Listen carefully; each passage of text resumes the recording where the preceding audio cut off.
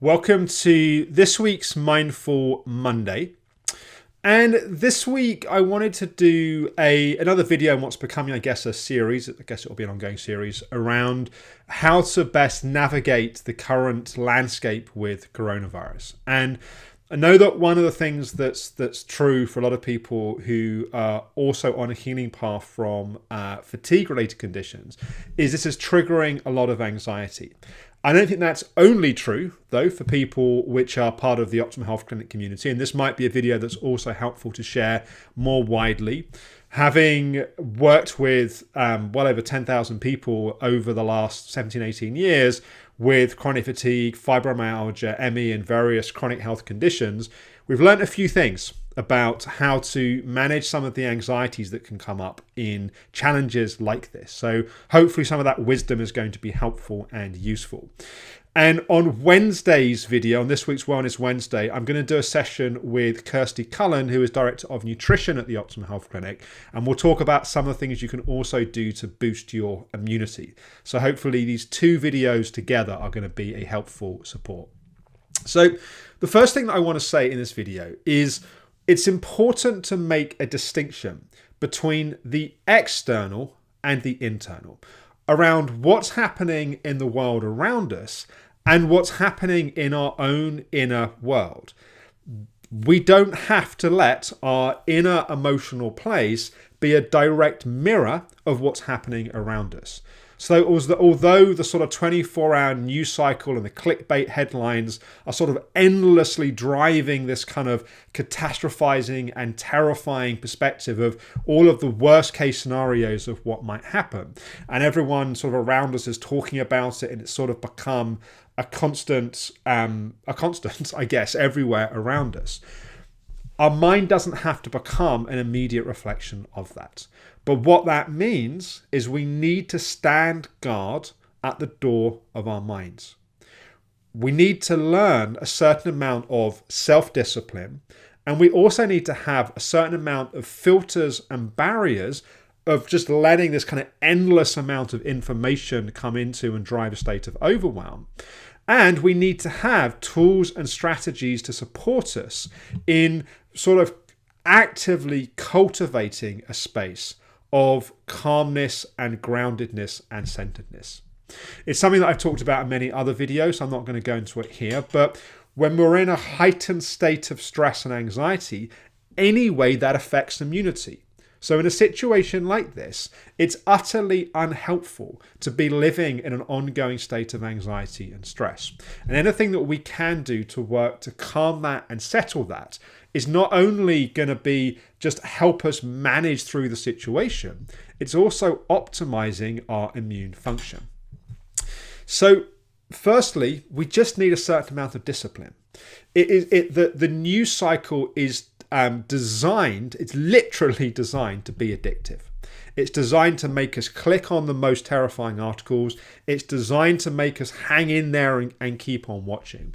And absolutely, people need to be informed right now. And on Thursday's video, I put out a video that was sort of a few days ahead, I think, of the cultural reaction, and hopefully that was helpful for people. So I'm certainly not sat here in the camp of people saying, nothing to worry about, it's all fine, it's all overstated. There are some challenges right now, and we need to respond to those appropriately. And at the same time, we need to actively work to cultivate a helpful mindset given what's happening.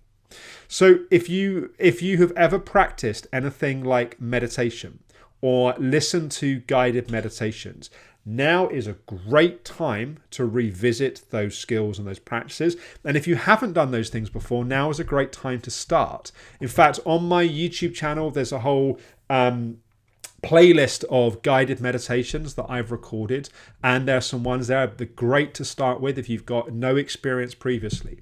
So if you already meditate or listen to guided relaxations, be consistent. Use more of that now. If you don't, the chances are you're going to have more time at home. This is a great time to pick up a new skill and to spend some time learning a skill that's not just going to be helpful over the coming few months, it's going to be helpful for the rest of your life, has the potential to be a really valuable turning point. The next thing is, if you've learned any tools, if you've done any work with any of my online programs, done work with the Optimum Health Clinic, and you've learned tools like the stop process, like emotional freedom technique, around things around working with your emotions, please use those tools. If you don't have tools like that, my reset program will start again. The next group will start in April, in next month. That will be a great program to explore. If you, if you've done work with us previously, and perhaps you've let some of those tools slip, get back into those. Revisit manuals. Revisit things that you've learned. There are great strategies out there to retrain your mind and to shift how you respond under situations of challenge and stress. I think if you don't have any tools like that, just something as I think a general principle that I think is really helpful. Be aware of your mind, firstly, tuning into and looking for things to worry about. It's almost like we get to a certain state of anxiety, and our mind is like it's like tuning into a radio station. As soon as we see a scary headline, we're immediately into it. As soon as we hear something in conversation, which is something we feel we need to worry about, so notice the kind of tuning in for and looking for those things. And when you notice them, just see if you can take a deep breath. Just step back. Just be aware of what it is that's happening and what it is that you're doing. One of the things that we also tend to do in situations like this is we start stacking anxieties. What I mean by that is we think about all the worst case scenarios of things that might happen, and then we think about and we start, it's almost like a boat, and we put more and more loads on top of that boat. So an example might be, I might start to think about, my whole household's going to get unwell, and then who's going to care for us, and then we're not going to be able to get food. And then I might start to think about, my mother particularly has, is in her 70s and has ongoing lung issues. So she's in a very high risk category. She lives, 150 miles away, 100 miles away. So I start to think, well, what if something happens to her and I can't get to her? We start stacking all of these things. We start catastrophizing. And then, of course, our nervous system starts responding to that. If you can see it, you don't have to be it. If you can see your mind doing that, that in of itself is empowering to go, hang on a second. My brain is looking for all the worst case scenarios. I'm acting as though they're true. The brain doesn't tell the difference between something that's real and something that's vividly imagined. So when you keep imagining those scenarios, your nervous system starts responding as though it's potentially happening, and then you start looking for more of that. So just a certain amount of awareness, a certain amount of discipline. The other thing, in addition to the sort of stacking of anxieties, there's also what I call snowball thinking, where we take something relatively small and then we think about what could happen that's worse, and it's like a snowball rolling down a mountain, gathering snow as it goes. So it might start off with, us having for most of us, what if we get it, it's going to be a relatively mild temporary illness, that go from getting that to our entire life is ruined and we're never going to recover from it.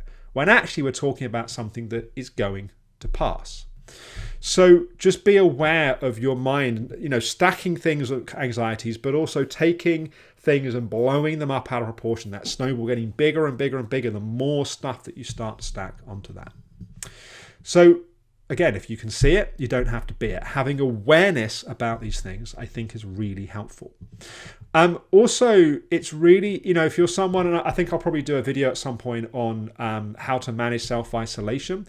Those of you in the chronic fatigue, ME, fibromyalgia community are already masters at this. Many of you have done a lot of enforced being at home because of physical energies. There's lots of lessons that have come from that, which I think are valuable to the wider community right now.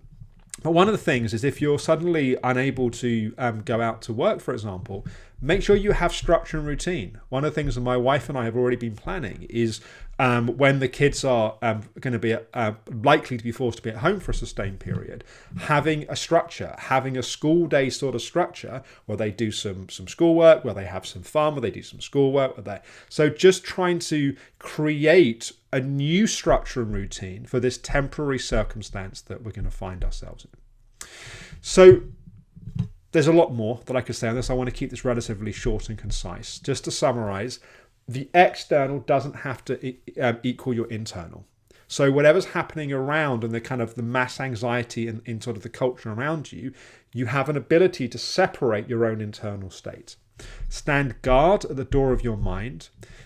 If you've ever done any kind of meditation or guided relaxation, now is the time to use those tools. If you haven't, now is the perfect time to learn those tools. If you've got other tools, use them. Avoid stacking anxieties. Avoid your mind going into a sort of snowball thinking of worst case scenarios, and make sure you've got some structure and some routine if you're suddenly separated from day-to-day life. I hope that is helpful. Please share what you're finding helpful, any successes you've had with any of this in the comments below. I think that would be helpful for people. Tomorrow, we're launching my brand new YouTube series called In Therapy with Alex Howard. I think that's the first time I've actually announced the name. And this is filmed therapeutic journeys with real people that we've been started filming the last few months. So hopefully that's going to be its own source of learning, but also hopefully a bit of a break from some of the constant talk about coronavirus that's happening as well. And then Wednesday, Kirsty and I will do the video on how to boost your immunity. There'll be another episode of In Therapy on Thursday, and we'll still decide what's happening on Friday. But I hope that was helpful, and please do share your thoughts in the comments below.